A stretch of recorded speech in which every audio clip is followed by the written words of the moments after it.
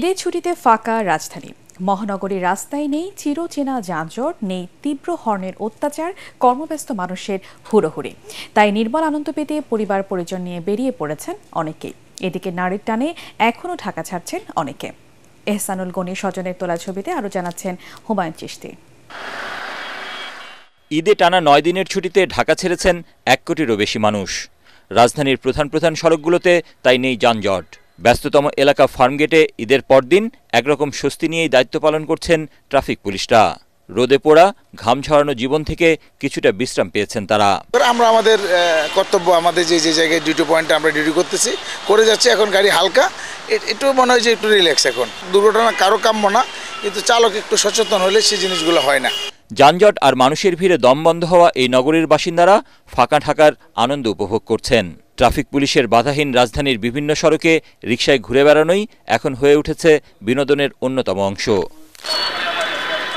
বাবার সাথে আমরা ঈদের পরের দিন মোটরসাইকেলে ঘুরতে বেরিয়েছি, অনেক জায়গায় ঘুরছি। এত অল্প সময়ের মধ্যে আমরা এখানে পুষতে পারবো বুঝি নাই। দোকানপাট ভবিষ্যৎ সবকিছু বন্ধ, এইভাবে সেজন্য তো একটু ঘুরতে ভালো লাগতেছে। রাজধানীর বাণিজ্যিক এলাকা মতিঝিলের শাপলা চত্বরে নেই মানুষের চিরচেনা কোলাহল।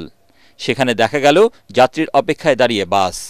আর এমন স্বস্তির যাত্রায় খুশি যাত্রীরাও। ফাঁকা ভালোই লাগতেছে, কিন্তু যাত্রী নাই, জ্যামজট নাই, খুব ভালো লাগতেছে আর কি।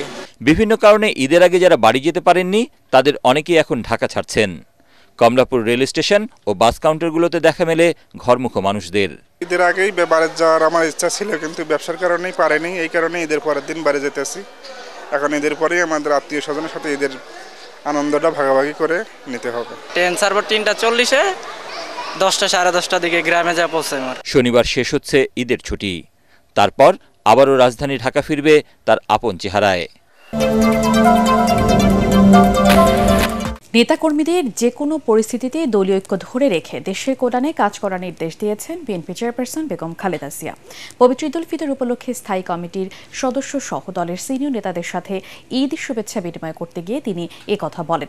বিএনপি চেয়ারপারসনের গুলশান কার্যালয়ে শুভেচ্ছা বিনিময় অনুষ্ঠানে লন্ডন থেকে ভার্চুয়ালি যুক্ত হন দলের 2 শীর্ষ নেতা চেয়ারপারসন বেগম খালেদা জিয়া ও ভারপ্রাপ্ত চেয়ারম্যান তারেক রহমান।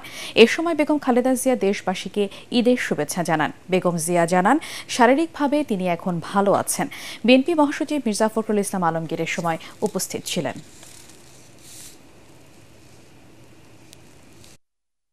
সঠিক প্যাড আর সঠিক তথ্য দিয়ে এসব সামলে নিব এক হয়ে। Monalisa sanitary napkin.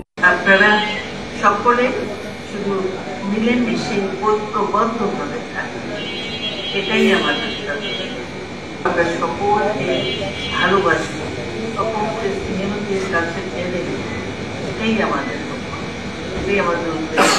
এই ভালোবাসা দিয়ে আমরা তাদেরকে জয় করব, দেশবাসীর মধ্যে জয় করব। পবিত্র ঈদুল ফিতরে বাংলাদেশে জনগণ ও অন্তর্বর্তী সরকারের প্রধান উপদেষ্টা ডক্টর মোহাম্মদ ইউনূসকে আন্তরিক শুভেচ্ছা ও অভিনন্দন জানিয়েছেন ভারতের প্রধানমন্ত্রী নরেন্দ্র মোদী। সোমবার রাতে প্রধান উপদেষ্টার প্রেস উইং থেকে এই তথ্য জানানো হয়।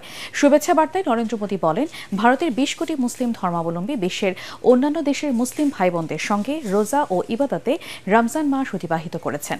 এ সময় তিনি সারা বিশ্বের মানুষের শান্তি ও কল্যাণ কামনা করেন।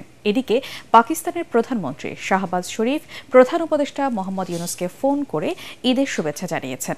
তিনি আগামীতে সুবিধাজনক সময়ে পাকিস্তান সফরে ডক্টর ইউনূসকে আমন্ত্রণ জানান। এ সময় ডক্টর ইউনূসও পাকিস্তানের জনগণকে ঈদ শুভেচ্ছা জানান।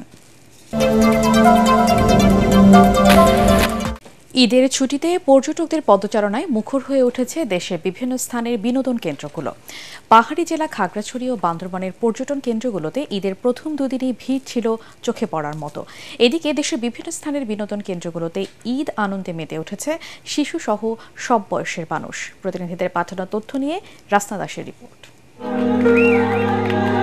ঈদের ছুটিতে পর্যটকদের ঢল নেমেছে পার্বত্য জেলা খাগড়াছড়ি ও বান্দরবনে।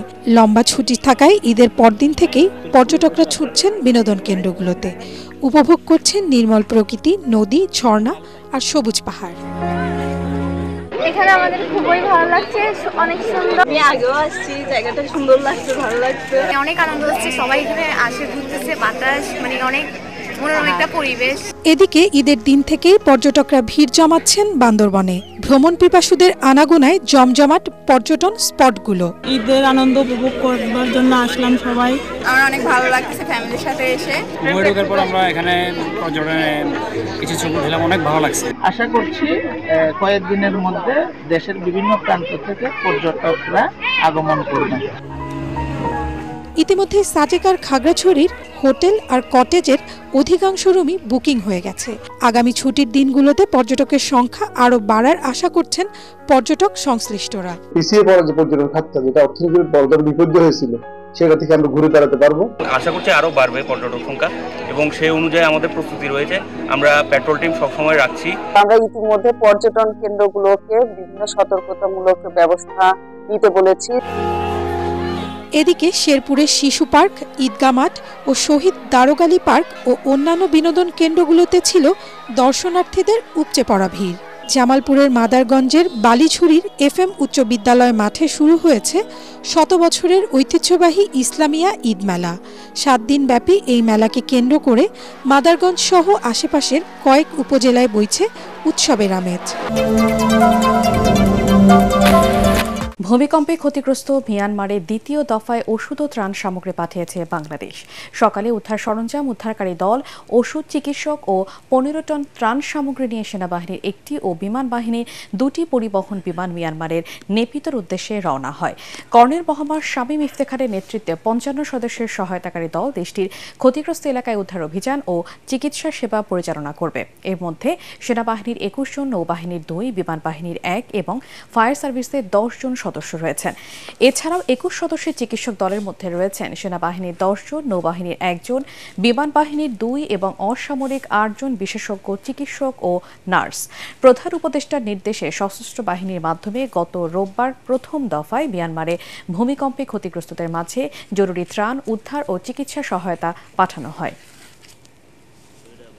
আমরা এখন পর্যন্ত যে অ্যাসেসমেন্ট গ্রাউন্ড থেকে পেয়েছি, আমাদের যে উদ্ধারকারী এবং চিকিৎসক দল যাচ্ছে, এটা সাফিসিয়েন্ট হওয়ার কথা। যদি আরও প্রয়োজন হয় আমরা সেটার জন্য প্রস্তুত রয়েছি। ত্রাণ সহায়তা আমাদের কাছে আরও যথেষ্ট রয়েছে।